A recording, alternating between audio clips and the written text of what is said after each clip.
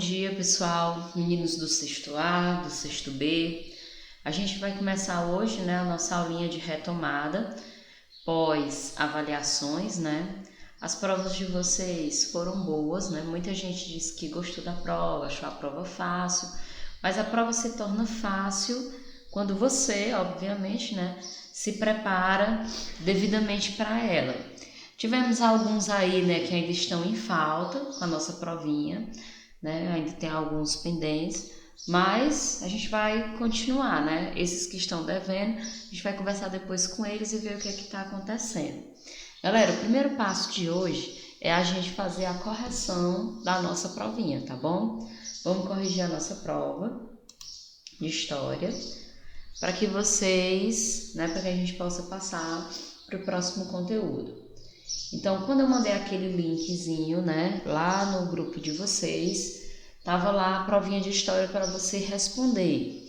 Como eu havia explicado, você tinha que entrar uma única vez e responder de maneira contínua, não podia ficar entrando e saindo.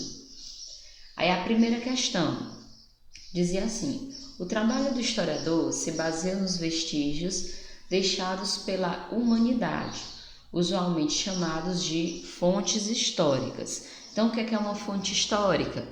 É um vestígio, ou seja, é uma marca, é uma presença, é algo deixado pela humanidade. E aí são várias coisas que os seres humanos deixam para mostrar que um dia estiveram aqui, que nem a gente viu nas nossas aulas. Diante disso, diga quantas e quais são as fontes históricas. Então, nós vimos que existem muitas fontes históricas, várias, mas que elas são divididas em dois grupos principais. Então, você teria que lembrar que são as fontes materiais, que são aquelas que você pode tocar, como um livro, um documento, um registro, ou até mesmo um prédio, e as fontes imateriais, que são aquelas que você não pode tocá-las, como a memória, como as danças. São todas essas fontes deixadas, São presenças, são culturas deixadas pelos seres humanos e que o historiador usa para fazer o seu trabalho. Então, diante disso, a alternativa correta era a letra B, fontes materiais e imateriais.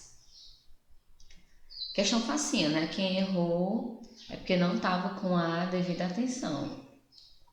Gente, olha, na provinha de vocês, você está vendo que tem um asteriscozinho vermelho. Esse asteriscozinho vermelho é para mostrar que você não pode deixar nenhuma questãozinha em branco, certo? Então, tia, eu tô com dúvida, mas você tem que tentar respondê-la.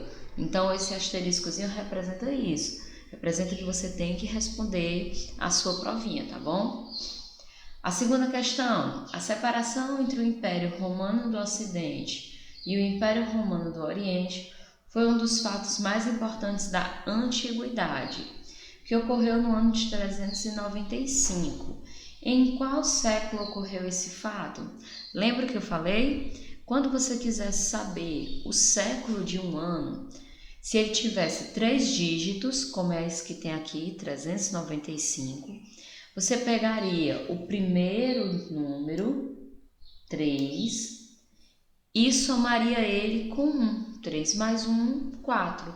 Então, o século em que ocorreu a divisão do Império Romano foi o século 4.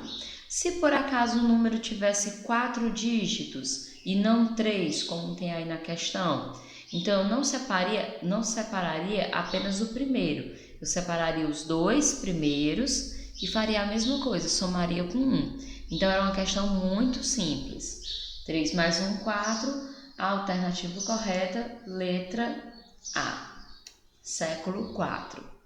Aí você diz: professor, eu não sei os algarismos romanos. Lembra o que eu falei? Vocês precisam lembrar, precisam estudar para poder saber, porque os séculos, eles não aparecem normais, certo? Na forma algébrica normal. Ele vai aparecer sempre em algarismo romano, seja em textos que vocês forem ler, livros e provas. Então tem que saber o algarismo romano, tá bom? Vamos para a próxima questão. Terceira questão. Todos os seres vivos possuem uma nomenclatura. O que significa nomenclatura? Nomenclatura significa nome. Então, todos os seres humanos têm uma nomenclatura científica. Então, a ciência dá um nome para nós. Ou seja, temos um nome científico. Marque a alternativa que apresenta corretamente o nome da nossa espécie. Então, qual é o nome científico que homens e mulheres, que a espécie humana tem? A alternativa correta é a letra D, Homo sapiens sapiens. A gente viu que no processo, de acordo com a visão da ciência, no processo evolutivo, os seres humanos, eles vão se desenvolvendo. Eles começam com um gênero chamado Australopithecus e vão passando por transformações. Algumas espécies se perdem, outras espécies sobrevivem e continuam na esfera evolutiva. Então, no caso, nós seres humanos chegamos ao ápice, ao auge do nosso desenvolvimento e nos tornamos o Homo sapiens sapiens. É o homem que sabe que sabe. Esse é o significado dessa palavrinha. Quarta questão. A ideia criacionista relacionada à origem do ser humano predominou nas sociedades cristãs até o século XIX. Durante muito tempo de estudo, o cientista Charles Darwin lançou o livro A Origem das Espécies, no qual ele propôs o quê? A gente estudou que existiam duas teorias para explicar a origem do ser humano, o criacionismo e a outra era que é justamente a teoria proposta pelo Charles Darwin. O criacionismo é uma teoria baseada em princípios religiosos, princípios da Igreja Católica. A teoria defendida pelo Charles Darwin, ela é uma teoria baseada em estudos científicos, então ela não leva em conta a religião e a percepção da Igreja Católica e da própria Bíblia. Então, essa teoria que Charles Darwin criou, defendeu e explicou através da ciência é a teoria evolucionista. Alternativa correta, letra B. Vamos lá para a quinta questão. Em qual continente surgiu os primeiros seres humanos? Muito fácil essa questão, né, gente? Continente africano. Letra B. Então, essa daqui não dava para ter errado. Sexta. Que imagem demonstra corretamente a descoberta que fez com que os homens se sedentarizassem? Teve até algumas pessoas que me perguntaram qual era o significado dessa palavra, sedentarizar. Sedentarizar quer dizer que ele se tornou sedentário, que ele fica só em um lugar. Lembra que no processo de evolução, primeiro as pessoas eram nômades, andavam de um lugar para o outro, depois elas se tornaram sedentárias, então elas ficaram em apenas um espaço. Então, durante o período neolítico, as pessoas desenvolveram uma atividade que fez com que elas ficassem em um único lugar, que elas não precisassem ficar caçando e coletando e andando por vários locais. E aí você vai me dizer que atividade é essa, escolhendo a imagem correta. Na primeira imagem, as pessoas estão desenvolvendo a agricultura. Você está vendo, que as pessoas estão plantando, E tem um riozinho ali atrás. Na segunda imagem, você está vendo as pessoas dentro de cavernas.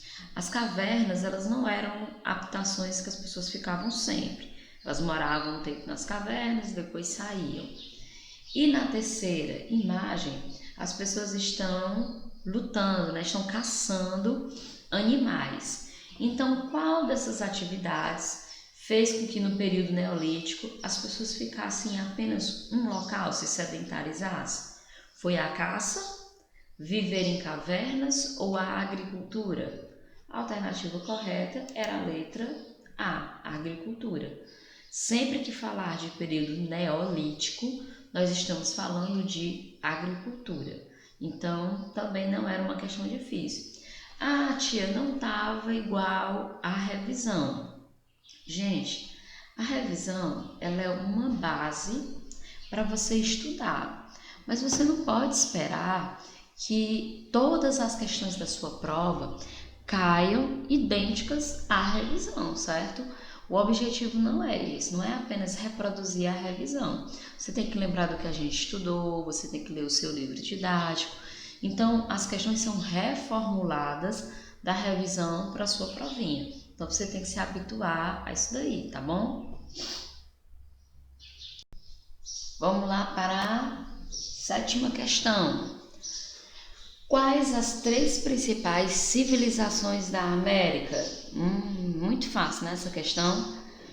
Vocês viram essa aula com o Luciano e eu acredito que vocês lembraram imediatamente quais eram esses povos. A alternativa correta é a letra D: astecas, incas e maias. 8ª, essa a gente viu comigo, né? A aula sobre Mesopotâmia. A região denominada Mesopotâmia ficava entre 2 rios. Quais eram os rios, gente? Rio Tigre e Rio Eufrates. Desculpa. Eu até mostrei para vocês nas imagens como eram os rios e tudo mais. Então, ó, questão facílima. 9ª questão. A qual civilização é atribuído o nome de gregos da América?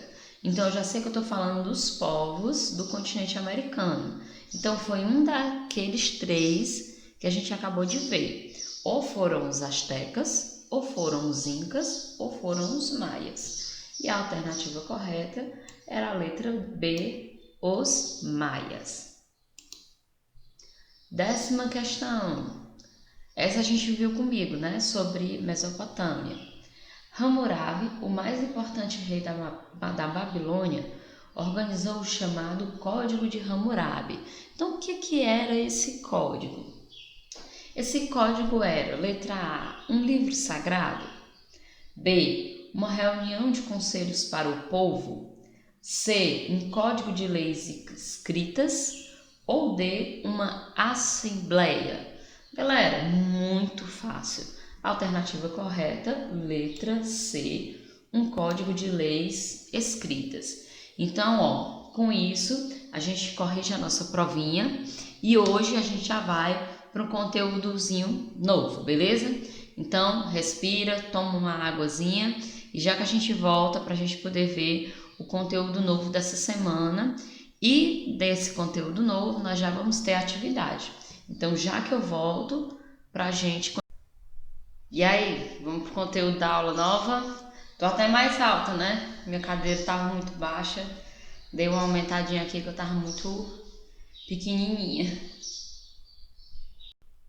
Gente, hoje nós vamos aprender sobre um dos povos mais importantes para a antiguidade e para a nossa história. Não esqueça, a gente está estudando história antiga. Começamos com pré-história e entramos na antiguidade. Professor, em que momento a gente começou a estudar a história antiga? A partir do momento que nós começamos a estudar os povos da Mesopotâmia, lembra? E também quando a gente estudou, né, um pouco sobre os povos da América. Mas sobre eles a gente vai estudar mais à frente. E assim, hoje, né, algumas das religiões mais importantes que existem são as religiões cristãs, sejam elas católicas ou evangélicas, e as religiões de cunho islâmico, né, que são islâmicas, a religião islâmica em si. E aí você pode perguntar, professora, por que a senhora está dizendo isso? Galera, o islamismo e o cristianismo, independente de ser católico ou evangélico, são religiões que nasceram, certo? Com base em um povo da antiguidade, que eram os hebreus. Aí você pode perguntar assim, professora, por que os hebreus são importantes? Galera, até esse momento nós só estudamos povos que eram politeístas. O que significa politeísta? Muitos de vocês vão responder aí que politeísta é quem acredita em vários povos, quem tem a crença de muitos povos, de muitos deuses.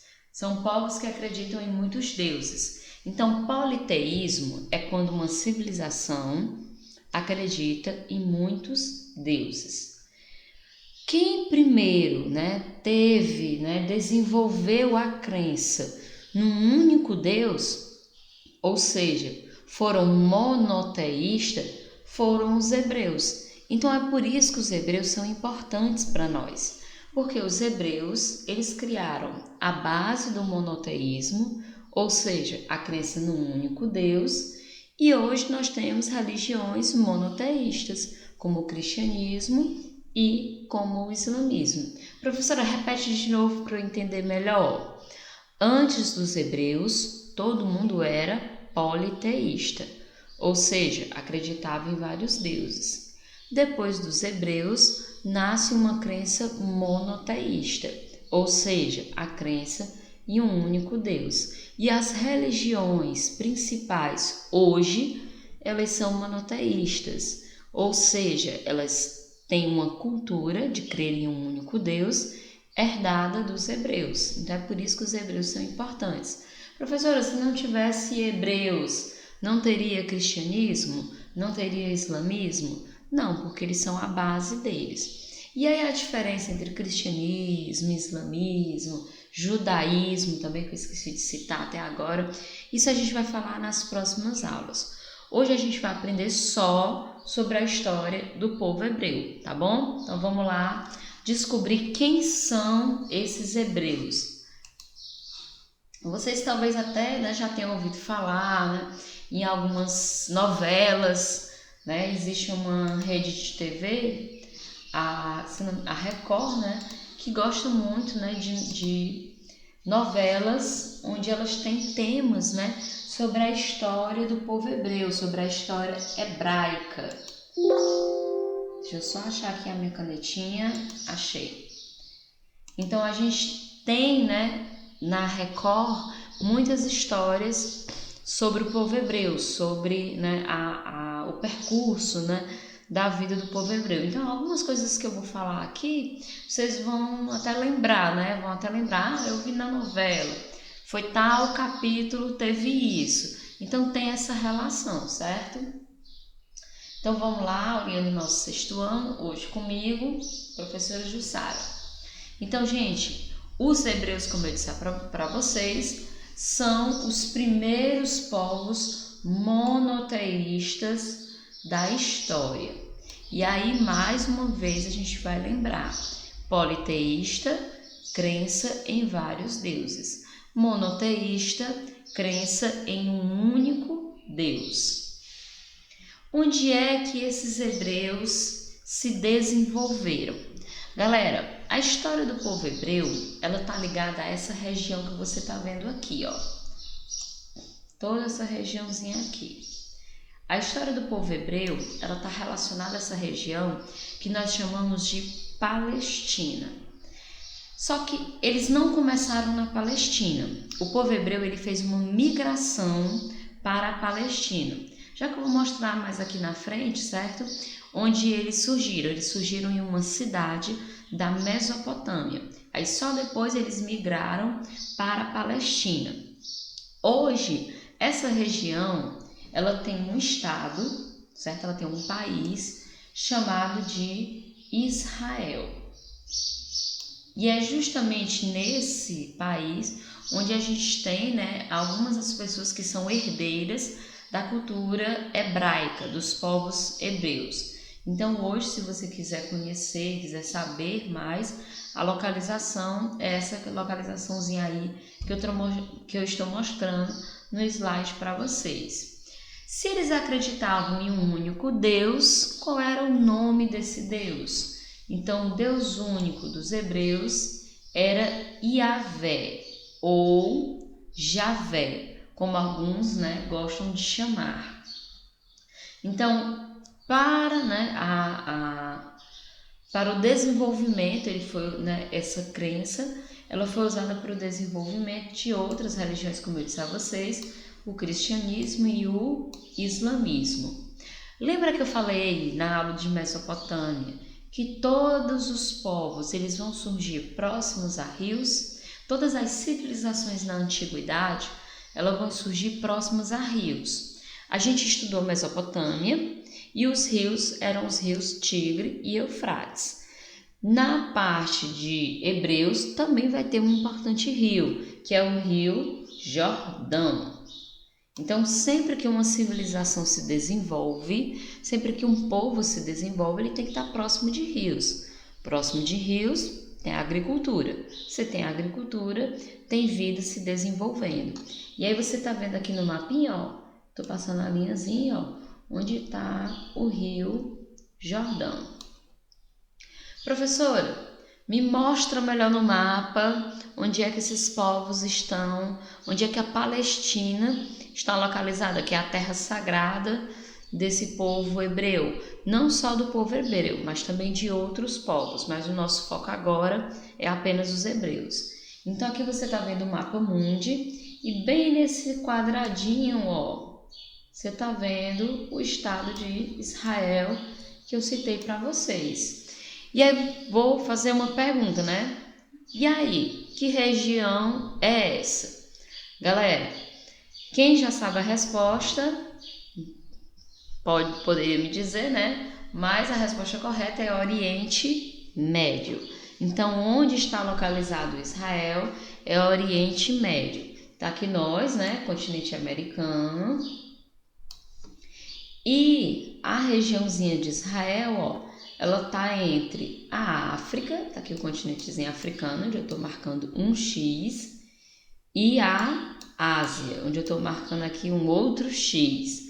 Então, essa região, né, que fica entre a África e o Oriente, nós chamamos de Oriente Médio, porque essa região mais aqui, ó, onde eu tô marcando esse outro X, já é o extremo Oriente, onde a gente tem China, Japão, Índia, certo? Então, tá aqui Israelzinho no Oriente Médio.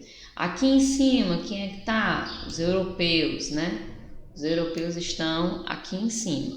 Então, é aí a localização da Palestina.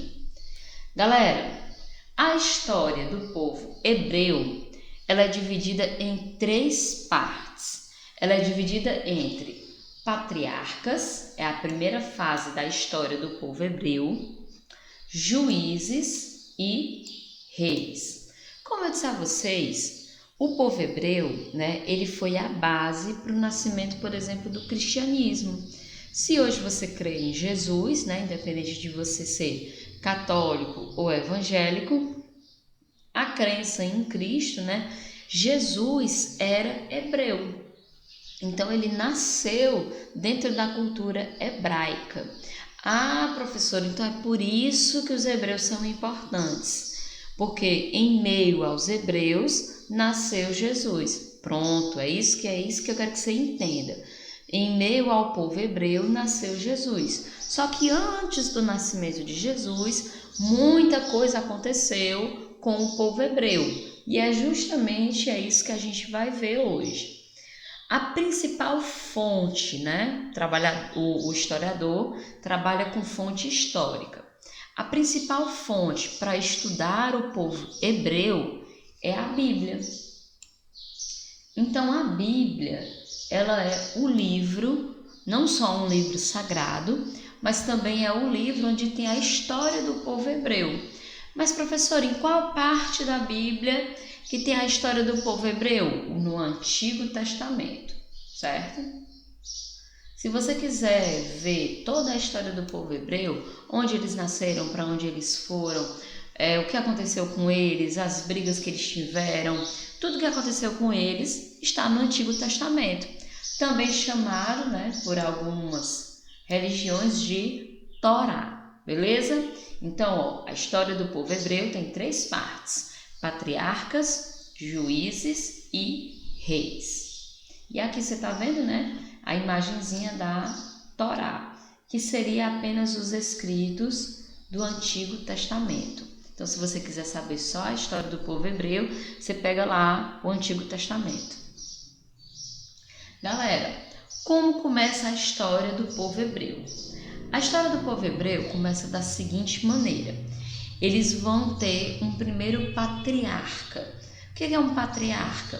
Vai ser um líder familiar que vai guiar esse povo hebreu.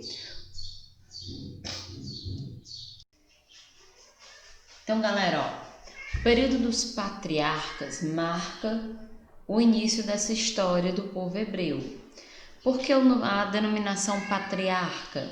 Porque patriarcas serão aqueles líderes familiares que vão dar seguimento, né, que vão orientar essas pequenas tribos que eram tribos de pastores. Então, a comunidade hebraica ela é formada em sua base por pastores. O primeiro patriarca desse grupo, dessa comunidade, será Abraão.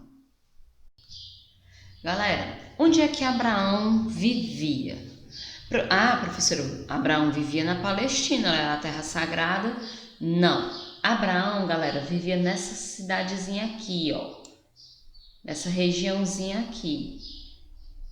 Especificamente na cidade de Ur. Essa cidade era uma cidade mesopotâmica. Então, Abraão, no ano de 1800 a.C., ele recebeu uma revelação. Que revelação foi essa? A cidade, né, a região da Mesopotâmia, era uma região politeísta. Então, ele recebe a mensagem de que deveria crer em um Deus único. E essa crença, né, o levaria, ele deveria ir, estava prometido a ele, ao povo dele, uma terra de fartura, uma terra de coisas maravilhosas, uma terra de leite e mel. Então, mais para que ele e as pessoas próximas a ele tivessem direito a tudo isso, ele teria que migrar para essa terra sagrada. Onde ficava essa terra sagrada? Em Canaã, na Palestina. Então, é isso o que o Abraão faz. Ele recebe a mensagem, se torna o primeiro patriarca, líder dos hebreus e começa a migração dele. Então, galera, ó, ele vai sair daqui da cidade de Ur e vai migrar, como você está vendo aqui na setinha, para a região da Palestina. Então, essa é a primeira fase da história dos povos hebreus, do ano de 1800 ao ano de 1200 a.C. Então veja que foi 1800 a 1200 antes de Jesus nascer, quando Abraão recebeu essa mensagem e migrou com o seu povo para a região da Palestina. E aí nasce, né, o monoteísmo em Yahvé, ou seja, a crença em um único Deus. E os hebreus vão para Canaã, onde eu mostrei a vocês. E aqui, ó, é um exemplozinho para mostrar mais ou menos de onde foi que eles migraram, né? Eles estavam aqui, ó, nessa região da Mesopotâmia e migraram para cá, para a região de Israel. Abraão recebeu a mensagem, né? Ele aceitou essa mensagem e foi para lá. Então, os hebreus, na parte, né, na primeira fase, que é a fase dos patriarcas, eles vão em busca da terra prometida. E aqui, ó, ele está mostrando para a gente mais ou menos uma espécie de árvore genealógica, né? Ou seja, como nasceu e como, segundo a Bíblia, né, o Velho Testamento, o povo hebreu se desenvolveu. Então, nós temos, né, Adão e Eva, que teria gerado Noé. De Noé, né, os filhos Jafé, Sem e Cã. De Sem, nós teríamos tido, né, o filho Abraão. E aí, Abraão seria o primeiro patriarca. Abraão, né, teria tido 2 esposas, Agar e Sara, e dessas esposas, né, de Agar teria nascido Ismael, de Sara teria nascido Isaac, e aqui mais para frente a gente vai falar um pouco mais dessa divisãozinha aí dos filhos de Abraão. Então, o que é um regime patriarcal? Aqui embaixo está dizendo, ó, patriarca é uma organização social que se dava em torno de grupos familiares. Esses grupos familiares eram chefiados por anciões, ou seja, por homens mais velhos, que recebem esse nome de patriarca. Então, você só precisa lembrar que na parte dos patriarcas, eles vão sair de Ur, na Mesopotâmia, e vão para Canaã, a terra prometida.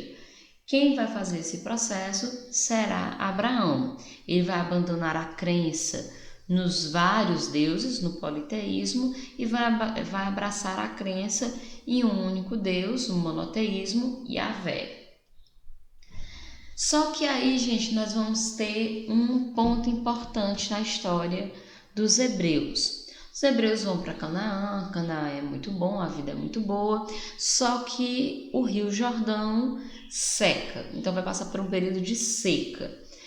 Quando o Rio Jordão seca, o povo de Abraão, pensa, a gente precisa procurar uma forma de sobreviver. Então, olha o que eles vão fazer. Eles tinham saído daqui, da Mesopotâmia, e tinham vindo aqui, para a regiãozinha de Israel, daqui o Rio Jordão. E aí o período de seca os obrigou a sair dessa região. Por quê, professora? Bom, se tem seca, não dá para desenvolver a agricultura, não é verdade? Então, eles precisavam de uma região fértil. Então, qual ideia eles tiveram? Saíram de Israel e migraram para o Egito. Então, a primeira migração, ou seja, a segunda migração do povo hebreu foi essa. Primeiro, eles estavam em Ur, na Mesopotâmia. Abraão recebeu o chamado, foram para Palestina, para Canaã. Chegou um período de seca, saíram de Canaã e foram para o Egito. Só que a vida deles, no Egito, como você pode ver aí nas imagens, segundo, a Bíblia, não foi uma vida muito boa. Então, eles foram, tornados escravos pelos egípcios, segundo as fontes bíblicas. E aí o povo hebreu passou pelo seu primeiro período de repressão, Eles eram escravos dos povos egípcios. E aí, como você está vendo, usado nas grandes construções egípcias, como as pirâmides. Isso é uma versão, Existem outras versões que não dão credibilidade a isso, Dizem que eles viveram no Egito, mas não foram escravizados. Aí depende, de cada historiador. O que nós sabemos é que, tá aqui, a imagenzinha mostrando, a migração do povo hebreu. Saiu de Ur, passou por Gara, chegou a Canaã, a seca fez eles migrarem para o Egito, e no Egito vai nascer o desejo de voltar para Canaã, Estavam em Canaã, e em Canaã a seca os empurrou para o Egito. E aí no Egito eles começam a pensar, a gente quer voltar para a nossa terra prometida, a gente quer voltar para Canaã, a gente não quer ser escravo. Então nós vamos ter uma volta, você está vendo aqui a setinha azul, que vai, e a setinha azul que volta. Então esse povo hebreu vai voltar para Canaã. Essa volta ou essa fuga do Egito nós chamamos de êxodo. Então lá na Bíblia, a parte da Bíblia do Velho Testamento que tem o êxodo é justamente a fuga do povo hebraico do Egito de volta para o Canaã. Então aqui você está vendo, a imagem, segundo a Bíblia, de como eles foram reconduzidos para Canaã, para a Palestina, o chamado êxodo hebraico, E esse êxodo ele vai ser comandado por uma figura muito conhecida por todos, que é a figura de Moisés. E aí a gente tem uma imagem, representando como teria sido, né, a abertura do Mar Vermelho, segundo a versão bíblica de como os hebreus voltaram para a Palestina. Aí você tem você tem uma rota do êxodo, ou seja, como eles caminharam. Então eles teriam saído, né, daqui do Nilo e teriam, migrado nesse caminhozinho aqui todinho que você tá vendo, passando pelo deserto, até chegar de novo na Palestina. E aí nesse processo nós temos um fato muito importante, que é a criação dos 10 mandamentos da lei de Deus. Então, no processo de volta, houve muita disputa, houve muitos problemas entre os povos, né? Mesmo comandados por Moisés, houve muitos problemas. E aí, diante desse monte, né, do Monte Sinai, Moisés teria orado a Yahvé e teria pedido, né, orientação para ajudar e organizar esse povo. E aí Yahvé, né, ou Jeová, manda para ele os 10 mandamentos, que se tornam até hoje, né, ainda fazem parte da cultura cristã, os 10 mandamentos da lei de Deus que ele teria recebido no Monte Sinai, na fuga do Egito e na volta para a Palestina. Voltaram para a Palestina, segundo a Bíblia, né, 40 anos foi o tempo de retomada. Quando eles chegam na Palestina, eles têm alguns problemas. Que problemas, professora? Quando os hebreus saíram da Palestina, outros povos se estabeleceram lá. A terra não ficou vazia. Que povos foram esses? Foram os cananeus e os filisteus. Quando é que isso vai acontecer, professora? Tá aqui, por volta de 1200 a 1010 a.C. E aí os hebreus percebem que para vencer os cananeus e os filisteus, eles precisam ter uma organização política melhor, né? Não adiantava estar organizado só em tribos, não. Então vai nascer o período que nós chamamos de juízes. Acabou o patriarcado e começou os juízes. Então, o período dos juízes nasceu como uma necessidade de proteção, mas também de lutar contra os cananeus e filisteus. Então, quem eram os juízes? Chefes religiosos e líderes militares. Eles foram elegidos, ou seja, eles foram eleitos para combater os cananeus e filisteus. Primeiros juízes, Gideon, Sansão e Samuel.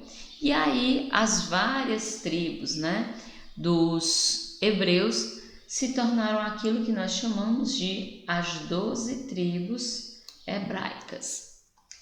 Conseguem vencer os cananeus e filisteus? Sim, conseguem vencer. Quando os juízes hebreus conseguem vencer os cananeus e filisteus, nasce uma nova fase do povo hebreu, que é a fase dos reis. Então essa fase aqui ela vai durar de 1010 até o ano de 722 a.C. E aí nós vamos ter importantes reis hebreus. Entre eles, o primeiro, né, foi Davi. E aí a gente atribui, né, a vitória de Davi sobre os filisteus, né, os filisteus que eram gigantes militares, né, e que queriam conquistar a Palestina. Então, o primeiro rei, que é aquele que termina de fato de destruir, né, de tirar os filisteus e os cananeus do poder, será o rei Davi, o primeiro rei da história hebraica. E aí, pronto.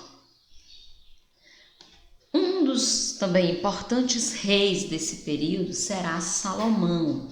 Por que Salomão é tão importante? Não só por ter sido filho de Davi, primeiro rei, mas também por ele ter construído o que nós conhecemos como o Templo de Jerusalém. Então aqui você tem uma imagenzinha do que teria sido o Templo de Jerusalém. O que foi esse templo? Esse templo foi um complexo, né, de pátios, salas, altares e objetos rituais, e todos eles foram construídos, né, segundo a tradição, em Jerusalém. Então, esse templo, ele é, né, uma demonstração não só do poder dos reis, mas de uma aliança de fé com Deus Yahvé, com Deus Javé. Aí aqui você tem uma outra imagenzinha, ó, mostrando como teria sido a grandiosidade do templo de Jerusalém, o templo de Salomão, construído por Salomão. Só que para construir o templo precisava de dinheiro. Então, eles aumentaram muito os impostos, né? Salomão queria o templo e ele acabou aumentando os impostos do seu povo. E o seu povo se revoltou. Então, houve muita opressão, houve muitas revoltas e aquilo que era um reino único acabou se dividindo. Então, eles se dividiram em as tribos do reino de Israel e as tribos do reino de Judá. Essa divisão ela aconteceu após a morte de Salomão. Então, seus dois filhos, Jeroboão e Roboão, dividiram o reino em dois.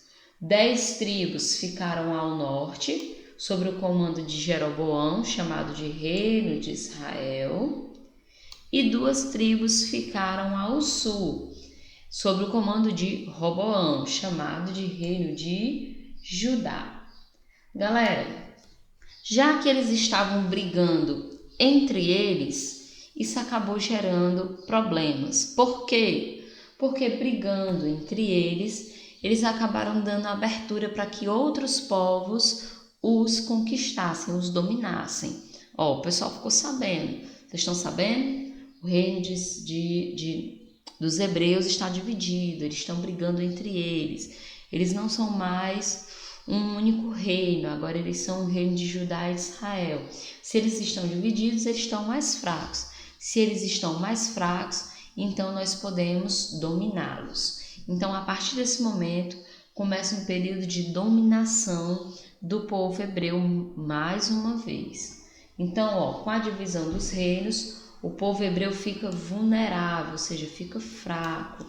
E logo eles são atacados por quem? Pelos babilônios, que é o chamado cativeiro da Babilônia. Você também encontra isso no Velho Testamento. Então eles vão ser atacados pelos babilônicos e vão ser levados para a Babilônia e lá vão passar 42 anos presos na Babilônia, sendo libertados apenas por Ciro, que era o príncipe do Império Persa. E aí, galera, veja, ó, eles começaram na cidade de Ur, na Mesopotâmia, foram para Canaã, na Palestina. A seca fez com que eles fossem para o Egito. A escravidão no Egito fez com que eles voltassem para a Palestina. Na Palestina, eles tiveram que brigar com cananeus e filisteus para tomar de novo o território. Venceram. Entre eles começaram a brigar, então o governo se dividiu em reino de Judá e reino de Israel. Foram atacados pelos babilônicos e foram tirados de novo da Palestina. Foram levados para onde, professora? Para a Babilônia, que é a região da Mesopotâmia, próxima de Ur. Lá eles ficaram por 42 anos, quando foram libertados pelos persas. E aí voltaram mais uma vez para a Palestina. E aí, ó, depois que eles voltam para a Palestina, eles vão reconstruir as muralhas da cidade, do templo e da própria cidade deles. Então também será nesse período que vai ser construído o segundo grande templo, de Salomão, certo? Nessa retomada para a Palestina. Professora, a partir desse momento, a vida do povo hebreu ficou calma? Parou de tanta confusão? Não.